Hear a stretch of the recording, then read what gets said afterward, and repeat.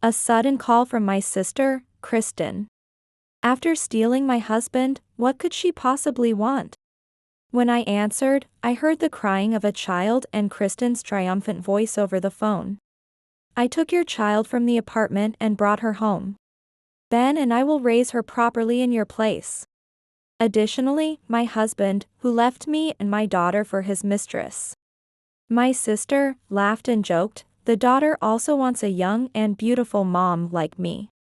My sister has always harassed me since we were children. But now she is trying to take not only my husband but also my daughter from me. However, before anger, a question arose in my mind. What is going on here?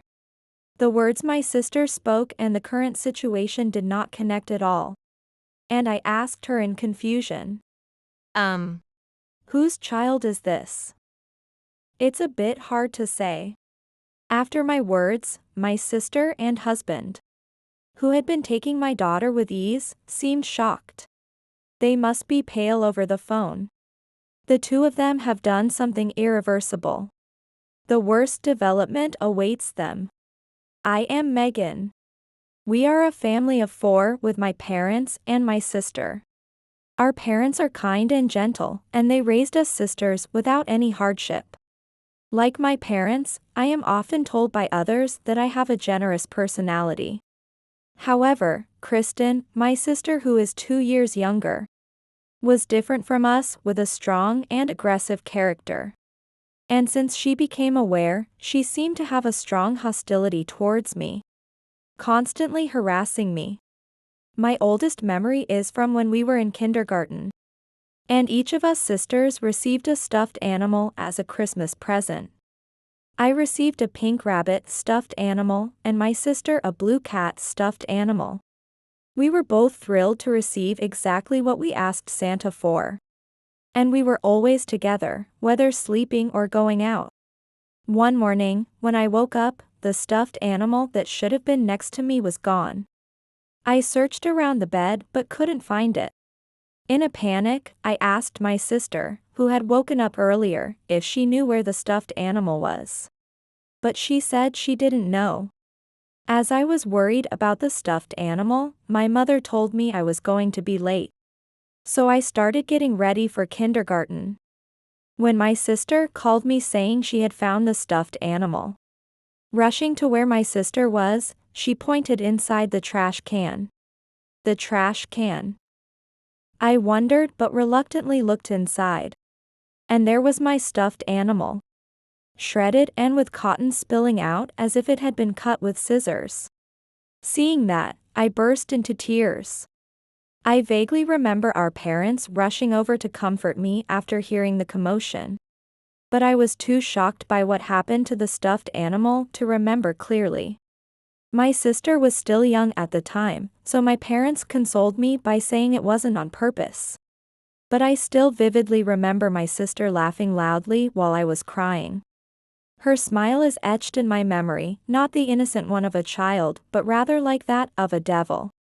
At that time, I didn't even have the capacity to think about why she was laughing. But as her harassment became a daily occurrence, I realized that her laughter was from the joy of setting me up.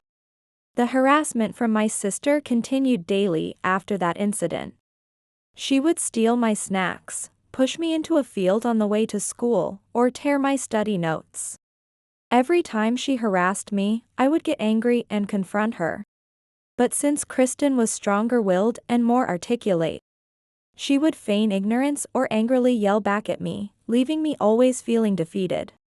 Our parents would scold her each time, but Kristen would appear remorseful only in front of them, never genuinely repenting or stopping the harassment.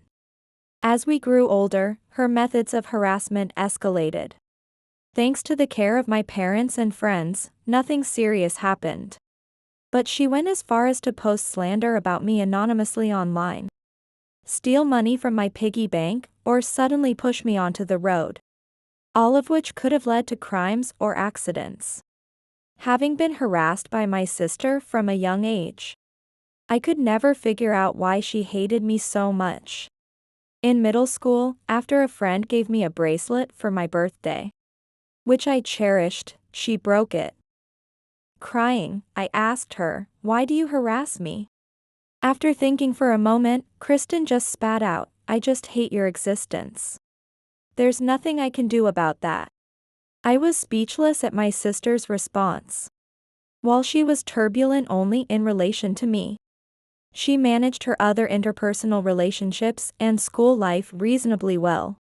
Our parents, wondering if there was something wrong with how they raised us, patiently dealt with my sister, who only ever seemed remorseful in the moment. They tried various approaches to connect with her, but she remained unchanged. When we reached the third year of middle school and it was time to choose our paths, my patience had reached its limit. Despite our parents and me getting angry or lecturing her, Kristen never stopped her harassment. Realizing it was impossible to understand each other, I chose to attend a high school far enough from home that I couldn't commute, opting for dormitory life. It was hard to leave my parents whom I loved, but it was the only way to escape from my sister. My parents felt guilty for not being able to resolve the situation with Kristen, but they supported my decision, understanding that it would ease my mind. I spent 3 years in high school dormitory life and then chose to live alone during my university years without returning to my parents' home, where my sister was. During my time away, I kept in regular contact with my parents, but I stayed completely estranged from Kristen, not even exchanging messages. After I started working, my parents told me Kristen had successfully found a job but later left home saying, "I'm going to live with my boyfriend." She occasionally returned home, but rarely responded to our parents' messages. And they didn't even know where she was living, keeping her whereabouts unknown. While my parents sighed over my sister's whimsical behavior, I was somewhat relieved to hear she had moved out, allowing me to visit home without having to be cautious.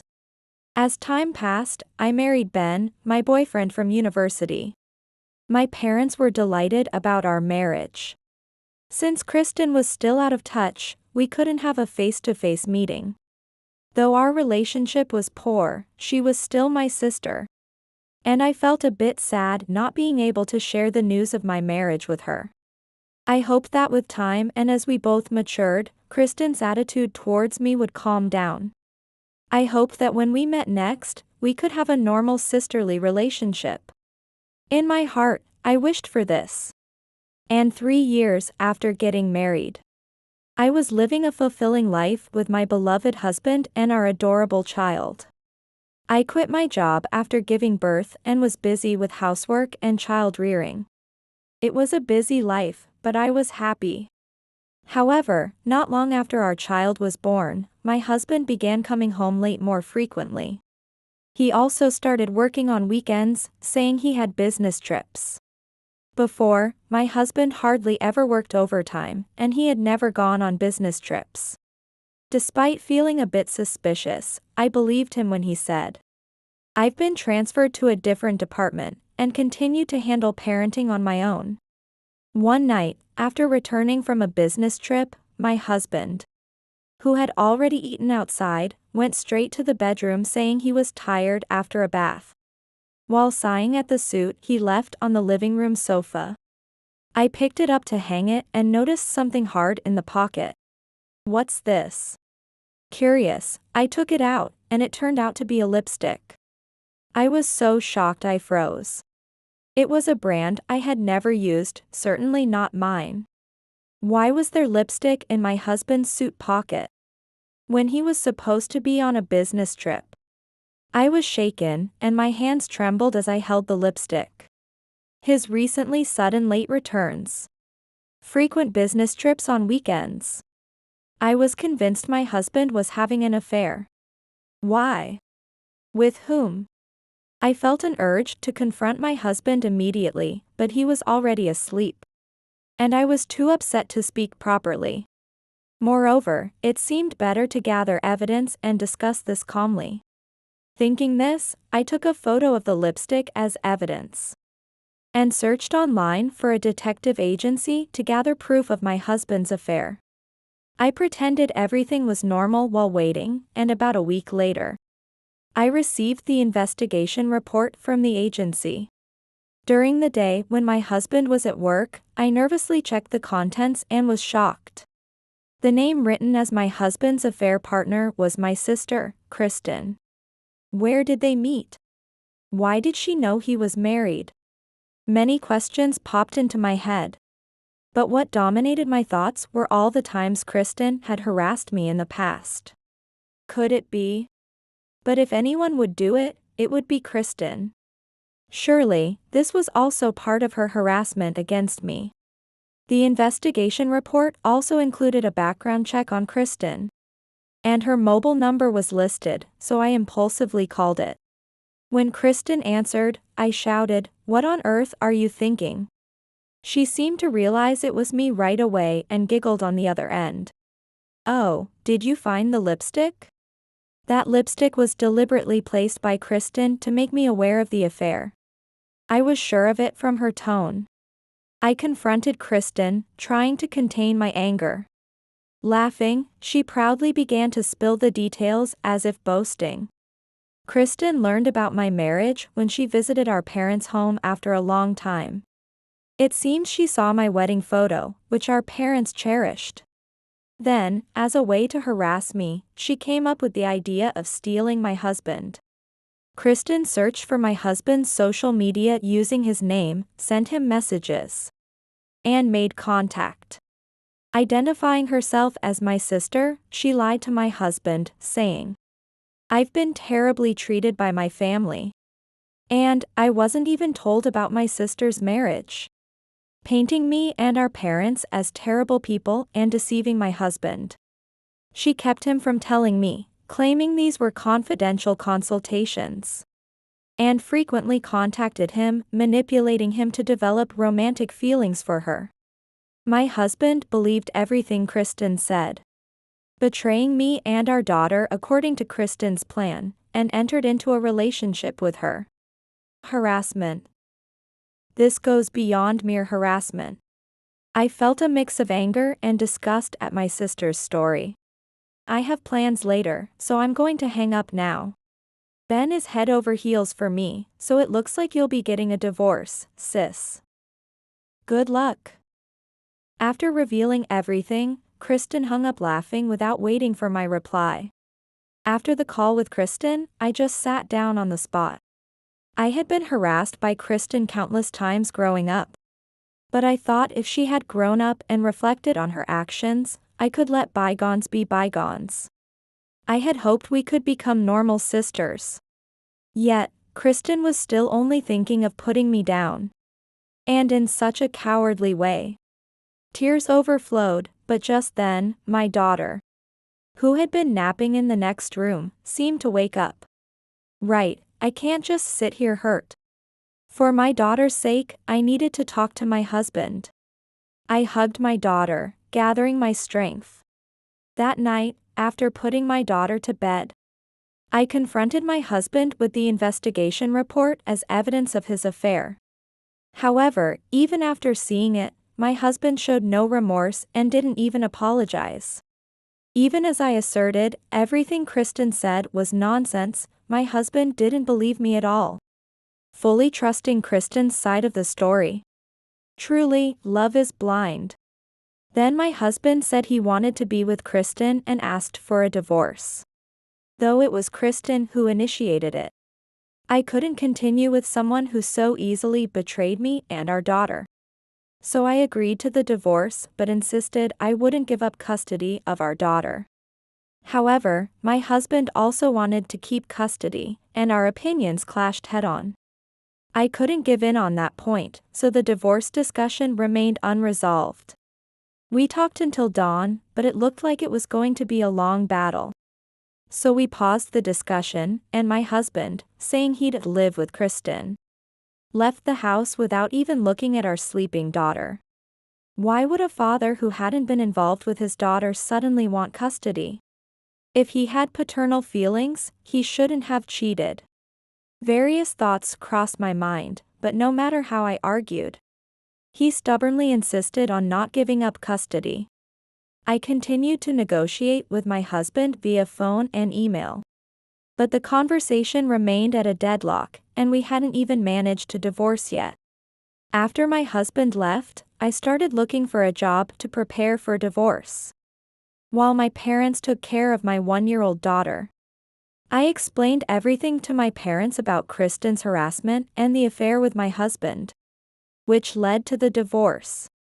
My parents were as shocked as I was, never imagining Kristen would go this far.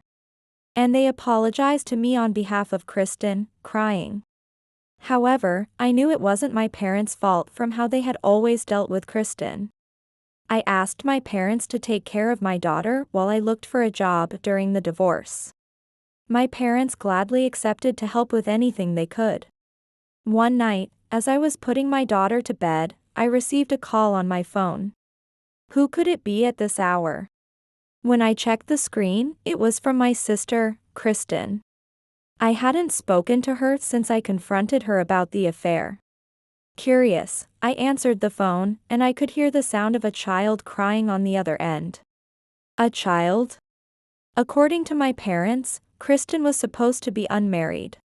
And I heard she didn't have any children. Confused by this, I then heard Kristen's triumphant voice along with the child's cries. I've taken your child from the apartment. You're fussing over custody, right? Ben and I will raise her properly in your place. I also heard what must be my husband next to her, jokingly agreeing. Our daughter also says she wants a young and beautiful mom like me. While hearing their mocking laughter, I was confused. What are Kristen and my husband talking about? Many questions arose. Whose crying is that, anyway? Because my daughter is right here, sleeping next to me. I tried to calm my confused mind and asked Kristen calmly. Whose child is that? It's a bit hard to say. But my daughter is here with me right now, you know? Huh? Kristen sounded baffled over the phone. What? But I took this child from your house. Upon further discussion, it turned out Kristen had broken into the apartment where my husband and I used to live and took a child she found sleeping there. Hearing this made my blood run cold. That's because after my husband left, I moved out of the apartment immediately after explaining the situation to my parents and relocated near their home. Since the apartment was leased in my name, I could move out without my husband's consent. Therefore, someone else should be living in our old apartment now. I was planning to inform my husband if he contacted me, so he didn't know about the move yet. When I explained the situation, they realized their mistake. And I could hear them freaking out over the phone. In a panic, they started blaming each other, creating a chaotic scene. I sternly told them, this is not the time for that, and said they should quickly take the child to the police. By now, the child's parents must have realized their child was missing and be in distress. However, upon hearing the word police, Kristen panicked and hung up the phone unilaterally. This is serious. Thinking this, I immediately called my parents to explain the situation. My parents were shocked by what Kristen had done and said we should go to the police immediately. I left my daughter with my parents and went to the police to explain in detail. When I arrived at the police station and was explaining what I heard from my sister, Kristen and my husband showed up at the police crying, with the child in tow. Seeing me, my husband approached me angrily, yelling, "This is all your fault for moving out without telling. But this is a police station." Before he could reach me, he was restrained by the police officers around. Subsequently, Kristen and my husband were taken in for questioning immediately. According to the police, a couple who moved into the apartment after I left were also raising a girl about 1 year old. And there was no doubt that she was the child Kristen had taken. The child's parents had noticed she was missing just before I arrived at the police station, had called the police, and were searching the area. As a parent myself, the mere thought of a child being abducted is heart-wrenching. Despite Kristen's rampage, I felt truly sorry for the involved family. My husband had been returning home late or going to Kristen under the guise of business trips on weekends for months before the affair came out. So he hadn't been paying much attention to our daughter. That's why he hadn't doubted that the child Kristen brought was our daughter. To think he couldn't even recognize his own child and yet claimed he wanted custody. I was utterly dismayed. The couple who were the victims of the abduction were fortunately reunited with their child. But they were not willing to forgive Kristen and my husband. And it seemed they would remain in police custody. Afterwards, through a lawyer, I demanded a divorce and compensation from my detained husband. Weakened mentally by his arrest and subsequent firing from his job, my husband quickly agreed to both requests. My lawyer told me that upon hearing about the restraining order against approaching our daughter due to the kidnapping incident, my husband broke down crying, possibly out of regret. However, hearing about my husband's state did not sway my heart. Even if it started with my sister's lies, my husband ultimately betrayed me and my daughter. Though it was an unsuccessful attempt due to mistaken identity, he had colluded with my sister in trying to take away my daughter. I had lost all affection for him long ago. Moreover, his infatuation with my sister was so deep that he couldn't even recognize his own daughter's face, clearly showing he was unfit to be a parent. As for my sister, facing a lawsuit from the victimized couple, she asked our parents during a visit to hire a lawyer for her. But they refused and disowned her instead. Kristen was stunned by our parents' words. Throughout our lives, no matter how terribly Kristen treated me or harassed me, our parents never blamed her unilaterally. They always engaged with her properly, listening to her side and responding carefully. They always felt that perhaps some of the reasons for Kristen's troubled behavior could be their fault. And they raised both of us equally, never abandoning either of us despite the problems Kristen caused. However, even their deep love reached its limit when Kristen, now an adult, continued to obsess over me and ultimately involved not only me but also my daughter, her husband, and an unrelated child in such an incident. It seems they had finally run out of patience with her. Faced with our parents, who spoke to her as if they were talking to a stranger in an unemotional manner, Kristen was unsettled and hurriedly apologized for the trouble she caused. But it was too late. After that meeting, our parents decided it would be the last. And no matter how much Kristen requested to see them, they never met her again. The incident they caused was an unheard of case of kidnapping due to mistaken identity. And their photos and real names were prominently featured in the local newspaper. They might receive a suspended sentence since they turned themselves in. But their names have been tarnished, and living in this area will likely be difficult. By the time my divorce from my former husband was finalized, I had successfully found a job, and now I live happily every day with my adorable daughter. Living close to my parents' house, they provide full support with childcare, making life much easier than when I was married to my ex-husband. Though my daughter no longer has a father nearby, a husband who couldn't even recognize his daughter's face is unnecessary. Instead, not just me but also my parents, the three of us together, want to closely watch over my daughter's growth.